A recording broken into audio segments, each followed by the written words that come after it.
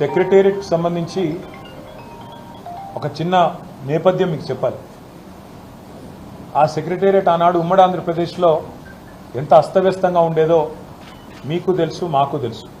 విలేకరులు మిత్రులు అక్కడ కూర్చోవాలన్నా, ఎవరితోనన్నా కనీసం మాట్లాడాలన్నా, లేదా వచ్చిపోయే ప్రజలకు కూడా అక్కడ ఎంత అసౌకర్యంగా ఉండేదో.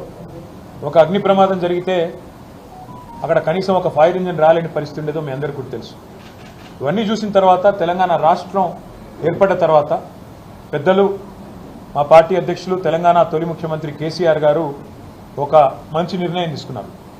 తెలంగాణ పౌరుషాన్ని, తెలంగాణ యొక్క ఆత్మగౌరవాన్ని చాటే విధంగా చాలా గొప్పగా ఒక అద్భుతమైన భవనాన్ని నిర్మాణం చేసి తెలంగాణలోని భవిష్యత్ తరాలకు అందించాలనే ఉద్దేశంతో అక్కడ ఒక మంచి డిజైన్ ఎంపిక చేసి చాలా లోతుగా ఆలోచించి సెక్రటేరియట్ కట్టారు.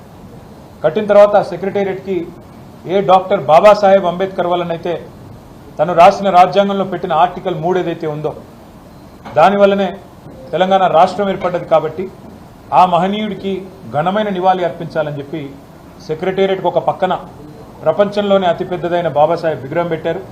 అదేవిధంగా సెక్రటేరియట్కి కూడా డాక్టర్ బాబాసాహెబ్ అంబేద్కర్ గారి పేరే పెట్టారు. దాంతోపాటు కేసీఆర్ గారు అసెంబ్లీలోనే చెప్పారు, ఆ సెక్రటేరియట్లో కూర్చుని పరిపాలించే పాలకులు ఎవరైనా భవిష్యత్తులో వారికి వందలాది మంది తెలంగాణ బిడ్డలు ఎవరైతే త్యాగాలు చేశారో, తమ ప్రాణాలు అర్పించారో, అమరులయ్యారో, వారి ఆశయాలు, వారి త్యాగం నిరంతరం గుర్తుండే విధంగా, వారి త్యాగ నిరతి నిరంతరం జ్వలిస్తూనే ఉండే విధంగా అమర జ్యోతిని కూడా సెక్రటేరియట్కి ఎదురుగానే అద్భుతంగా ఒక పర్యాటకులను కూడా ఆకర్షించే విధంగా, అదేవిధంగా ఆ స్ఫూర్తి పాలకులకు కూడా నిరంతరం అందే విధంగా అమర జ్యోతిని ఎదురుగా పెట్టడం జరిగింది. పెట్టిన తర్వాత తెలంగాణ అస్తిత్వానికి ప్రతీక, తెలంగాణ ఆత్మగౌరవానికి ప్రతీక అయిన తెలంగాణ తల్లిని అక్కడే ప్రతిష్ఠించాలన్న ఉద్దేశంతో ఒక అద్భుతమైన ఐలాండ్ను కూడా అక్కడ క్రియేట్ చేయడం జరిగింది. ఇదివరకు అది లేదు, ఐలాండ్ అక్కడే క్రియేట్ చేయడం జరిగింది. చేసి ఆనాడు దశాబ్ది ఉత్సవాల్లోనే నిర్ణయం తీసుకున్నాం అక్కడ తెలంగాణ తల్లిని ప్రతిష్ఠించాలని. కానీ ఈరోజు కాంగ్రెస్ పార్టీ ఎంత కుసంస్కార పార్టీ అంటే, ఆ ముఖ్యమంత్రి జై తెలంగాణ అన్నాడు, అంబేద్కర్ విగ్రహానికి దండేయడు, 125 ఫీట్ల ఎత్తుల్లో ఉండే అంబేద్కర్ విగ్రహాన్ని కనీసం స్వతంత్ర దినోత్సవం నాడు కానీ, 14 ఏప్రిల్ నాడు ఆయన జయంతి నాడు కానీ కనీసం అక్కడ లైటింగ్ ఏర్పాటు చేయరు, కనీసం పరిశుభ్రత కూడా పాటించరు. అమరజ్యోతి ఇంతవరకు కనీసం పర్యాటకుల కోసం ఓపెన్ కాలేదు.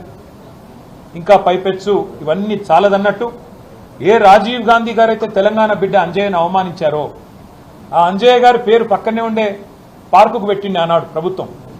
కానీ అంజయ్య గారి పేరు పోయింది, అది లుంబిని పార్క్ అయింది.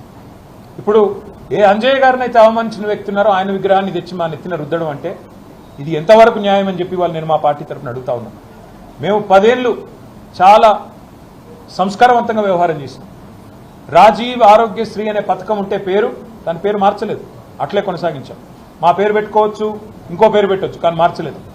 రాజీవ్ రహదారి అని స్టేట్ హైవే ఉంటే దాని పేరు కూడా మార్చలేదు.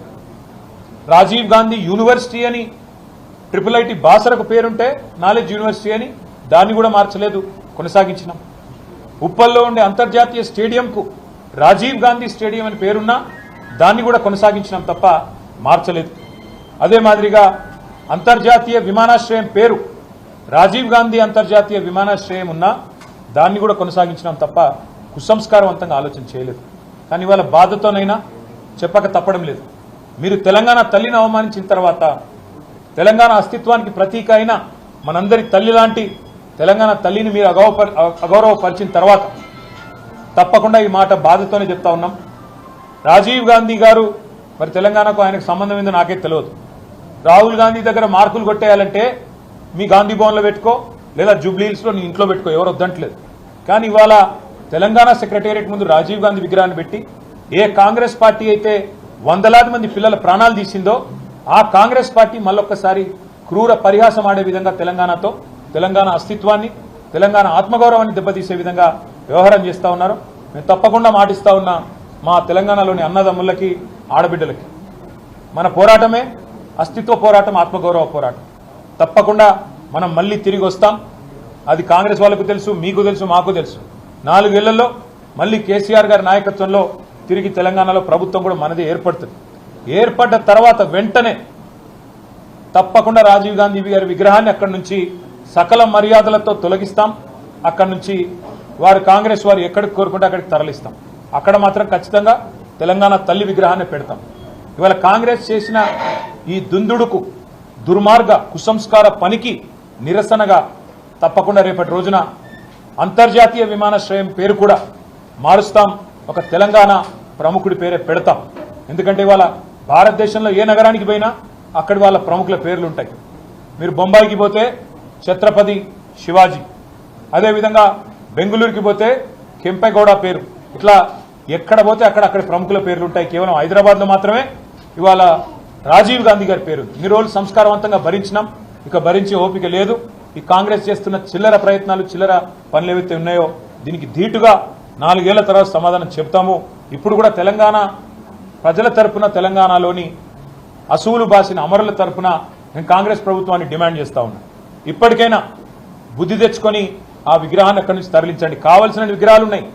సోమాజిగూడలో రాజీవ్ గాంధీ సర్కిల్ అని పెట్టుకున్నారు మీరు, మేము మార్చలేదు. ఇందిరాగాంధీ విగ్రహాలు బొచ్చెడున్నాయి, ఇందిరాగాంధీ పేరు మీద బొచ్చెడున్నాయి, మేము ముట్టుకోలేదు. కానీ మీరు ఇదే ఒరవడి కొనసాగిస్తే తప్పకుండా మరి ఢిల్లీకి గులాంలు మీరు, కానీ మాకు ఆ కర్మ పట్టలేదు.